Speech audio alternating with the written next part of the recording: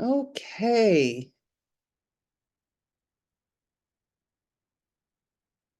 We're going to talk about what is the Christ today. And this is one that many people have trouble with the word Christ, which is fine. So what Jesus is doing here is kind of defining it in a very clear way. So, okay, we're recording. Hello, everybody. Okay, so what is the Christ? Christ is God's son as he created him. So this is the old adage of we're created in God's image that gets very confused. This is not physical image because God has nothing to do with the projections and the form, our faces, who we are, is not. It's just a projection. It's not who God is. God is an experience. So the Christ is God's son as he created him. So God created the Christ mind. And that's the one loving mind of God. Okay? So the Christ is the one loving mind of God. And that's what we were created in. So everyone was created out of the loving mind of God. That's it. He is the self we share, uniting us with one another and with God as well. That's the one loving mind. All right. He is the thought which still abides within the mind that is his source. Again, all we are is actually just a loving thought in the mind of God. He has not left his holy home, nor lost the innocence in which he was created. He abides unchanged forever in the mind of God. Jesus is talking about us, okay? We haven't left the Christ mind, but we forgot it, which is, it's just an error. And so we think that we can still have some effect in this world that we live, this virtual reality that we call life. But really, we abide unchanged forever in the mind of God, except every time we judge something, we're going against our birthright. All right. Christ is the link that keeps you one with God and guarantees that separation is no more than an illusion of despair. That's what life is. Life is an illusion of despair. You having a good time, folks? It's like, it's like, why would we not want to return to the loving mind of God? But hey, we still think we have a better way. We can do it. We can get through this and we can change things for the better. So Christ is the link that keeps you one with God and guarantees that separation is no more than an illusion of despair, for hope forever will abide in him. Your mind is part of his and his of yours. He is the part in which God's answer lies, where all decisions are already made and dreams are over. So again, we've got two ways of thinking about anything: the Christ mind or the ego mind. Ego judges, love is the truth. Ego is the projection. Judgment is a projection. Love is the extension. So only two ways to think. And we're always using one or the other.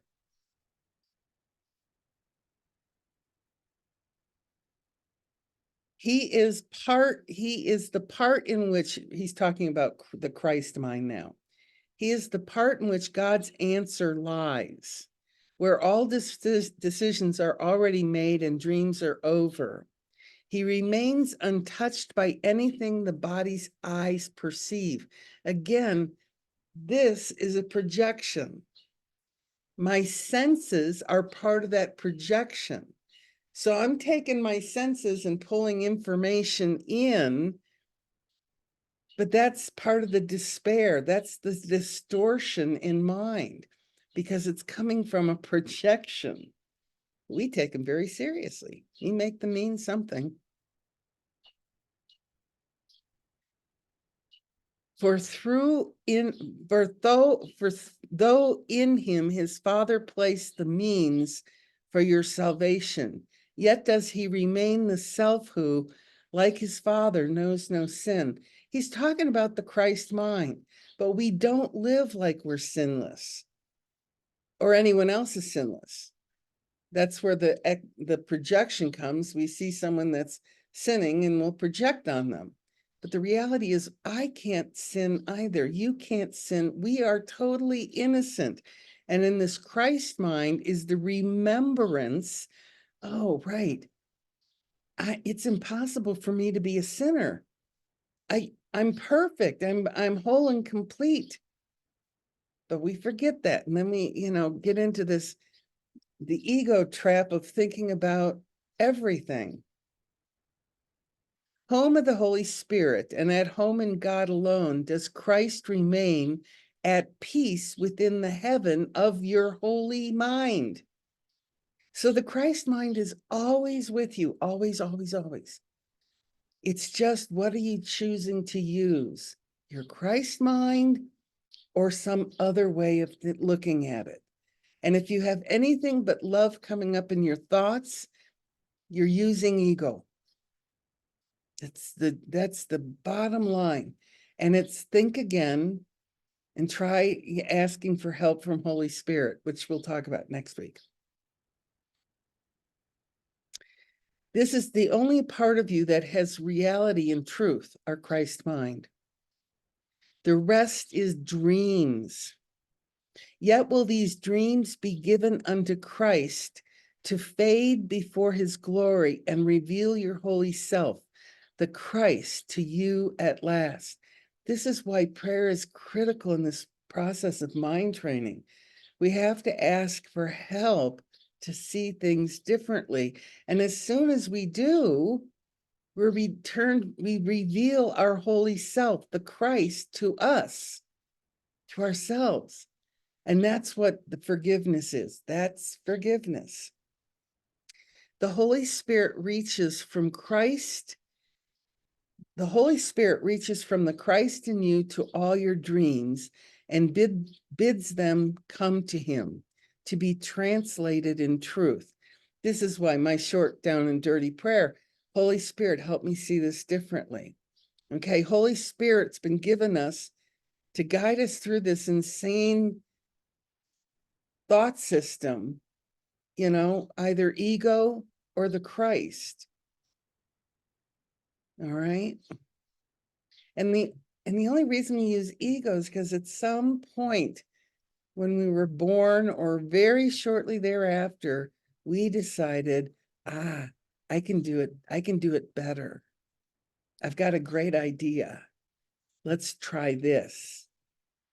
When love is all there is, you don't need anything else. But we all came into this world for lessons we would learn, to really get this one lesson. Love everything and everyone, because that's who I am. That's who you are, is love, period. Y punto en español. And how long will this holy face be seen, when it is but the symbol that the time for learning now is over, and the goal of the atonement has been reached at last, when we forgive ourselves for all of it? Okay. So therefore, let us seek to find Christ's face and look on nothing else. As we behold his glory, we know we have no need of learning or perception or of time, or anything except the Holy Self, the Christ whom God created as his Son. In mind, the one mind of Christ, the loving mind. That's pretty simple. It's like, and wow, application is everything. And it's all in the application that the miracles occur. It's not the book learning. It's not the understanding. Oh yeah, I can look at this two ways. I love you, or I see that you've done me wrong. And the lure is, and I'm speaking for myself here, the lure is I'm a victim to my life. I've been given this life and I'm its victim. And until I start really taking charge of it, going, I'm not a victim to anything. That's like saying God's a victim. Now that's pretty insane. But no, there are no victims ever. I was sharing with someone this week. Oh, it was another human rights supporter like me. I love working with people who were or are human rights supporters, because I really get that mindset completely. And I was saying, I said, here, I'll save you a trip to Africa to feed the hungry. I went over to Africa for 6 months to feed the hungry. Seemed like a good idea at the time. They needed some help, and I was trying to figure all this out. So I went over to Africa for 6 months. And, the only one that had their world turned upside down was moi. I was, I was one hell of a crazy woman, because the reality is you can't fix it. It's unfixable. Refugee camps are unfixable. And they're just a script. Now, I had made very close friends with an Ethiopian woman, Mizrek, who I just found again. We lost touch with each other and we connected on Facebook, and it was so divine.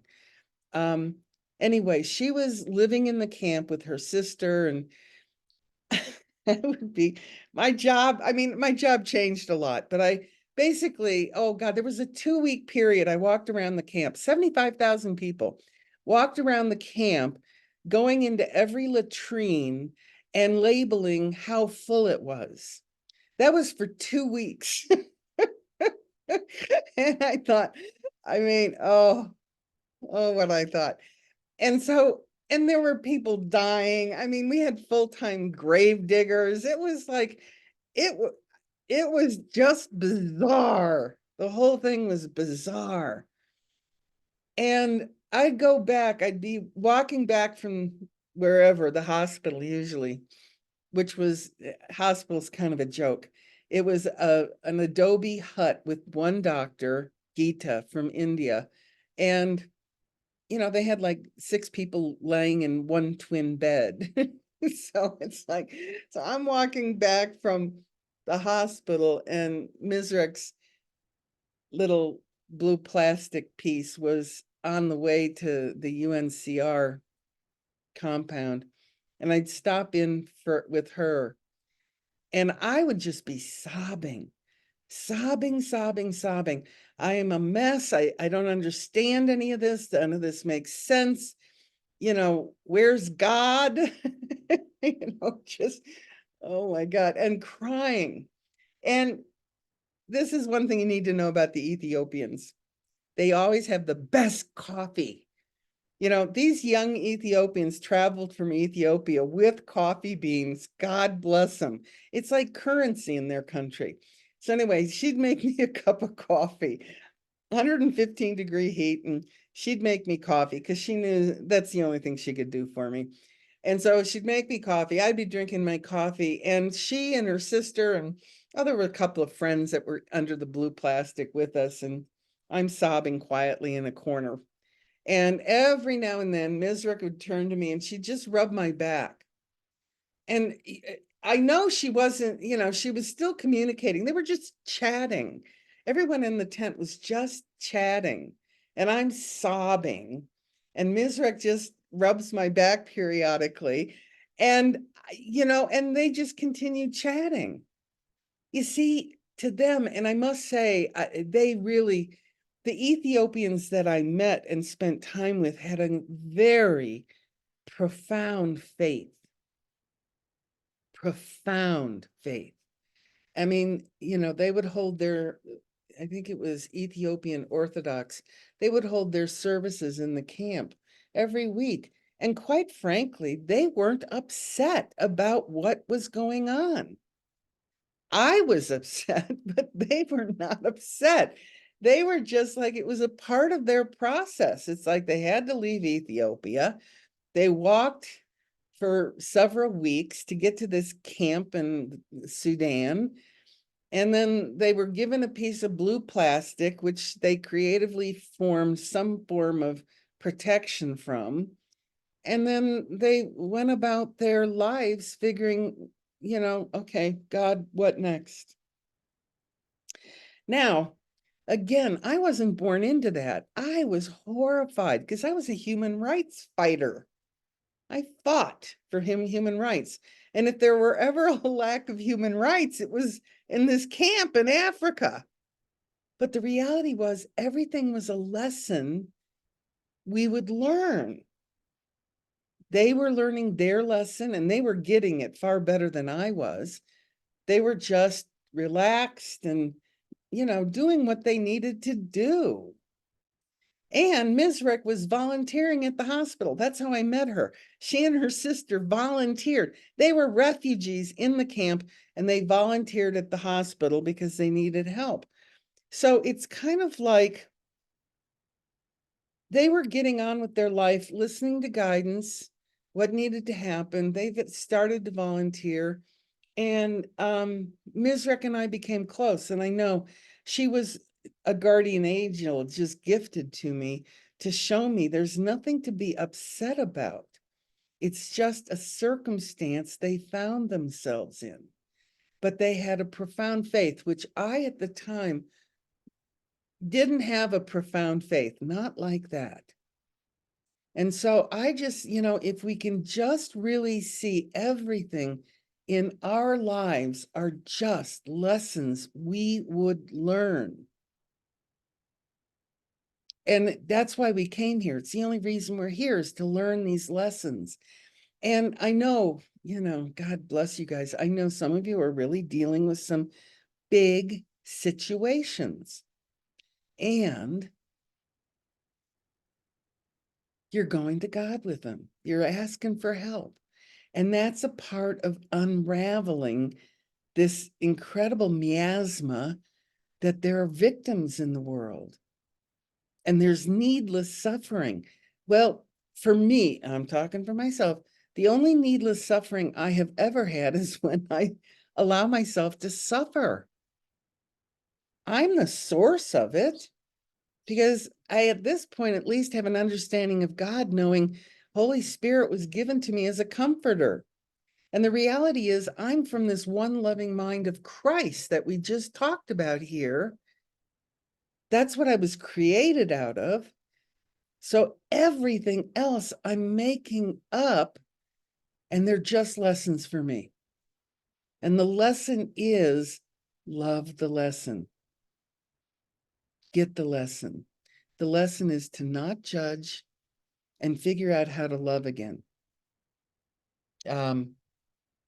When I started my mind training, I knew I had a whole huge category. I had a lot of categories. One of them was I did not like angry men. Did not like angry men. Just didn't want to be around them, particularly drunken angry men. Boy, I tell you, no one would run faster from the crowd than I would. But here's the deal. The lesson I would learn is, guess what? They were part of God's one Christ mind also. And they were given a different script. Theirs was they're angry men and they're drinking too much or whatever. And that's a judgment on myself. It's like they were just doing their script. And the reality is, it wasn't for me to judge their script or how they're reacting to it. It was for me to just love them. But I was fearful of them. So there was a lot in the space between those angry men and me. I made them very wrong because I was terrified of angry men. So it wasn't until I had to get clear, all those things in the past that happened as a result of being around angry men for me in my script in the past, totally in the past, has no hook in me in the present unless I bring it up in mind and make it real. So I had to really separate out present and past, the present moment of now and past. Past events are no longer happening. So I can let them go. They're not real. They're just bringing those thoughts back up in mind and reliving an experience and then pretending like that experience is still happening. So really, this whole process is, it is unwinding the mind. You know, I had a sweet woman. I did a retreat here at Namaste. They asked me to share. And this is not a problem, but at the time I thought, oh my God, I really need to check with this. She started crying during my presentation. I thought it was kind of a funny presentation. She started crying and she came up to me after. I said, well, if you'd like to discuss this, come up to my room and we'll share it. She came up to my room. Turns out she had no prior information about A Course in Miracles. She was not a student of A Course in Miracles. And I'm speaking a different language, but I had to somehow let her know she's okay. So I just kept, telling her, you're loving thought in the mind of God, and whatever the upset was, because she couldn't even get in touch with the upset. She just kept saying, I identified with everything you said, which I thought, oh, she's identifying with those past situations that I share. And so it's kind of like, oh, honey, none of that's going on. See, right now you're in my room.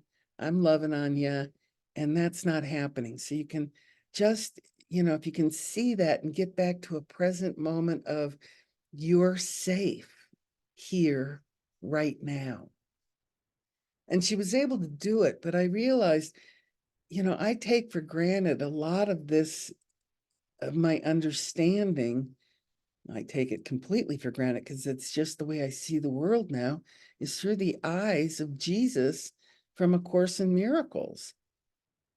And I'm so grateful because I'm very happy. But what the thing that I got yesterday with this woman was, it was like Mizrach just stroking my back while she and her friends just, chatted about, oh, what'd you do at the hospital today? Whatever they were chatting about. And I'm sobbing. And she would just rub my back because there was nothing she could do for me. And she knew there was nothing she could do for me. And I knew there was nothing she could do for me. And I didn't know how to get out of the hole that I had dug. And that's when A Course in Miracles came. I really thought, oh my God, this is it. It's the mind training. I've never worked with a trained mind. I'm being led around by this completely terrified persona called Calico, trying to tell everyone, I've got this. I've got this. I'm okay, and I've got this. I can handle this. I'm fine. I'm fine. And the reality is, no, I've never been fine. I have needed Holy Spirit. I've needed help, and I've needed prayer, and I've needed to have the Comforter come in and allow myself to be comforted by the Comforter. So that's the mind training. And the Christ mind is just the one loving mind of God that all of us were created out of. And I know I've said this before, but it bears it to say it ongoingly. My mind is eternal. My body is not. My mind is eternal. So basically, if I can really awaken into this loving mind of Christ, that's all there is. You just return to the source of being the loving thought in the mind of God. But you see, this whole world, this whole life is just our process to get back there or back home, our true home, which is love. And we've never left it, but I have certainly done a good job at covering it up and keeping it hidden from myself. And that's where I have to get real honest with myself and go, okay, there's nothing happening right now. I'm safe. I can listen to the birds. Everything's perfect. Unless I get caught up in fear. And then everything comes down very quickly. Everything. And everyone around me, because they can sense my fear. So anyway, there you go. That's for today. For all our YouTubers, have happy moments. Go forth and have happy, happy moments. And we will end our recording and see if anyone would like to share. Hang on. There we go.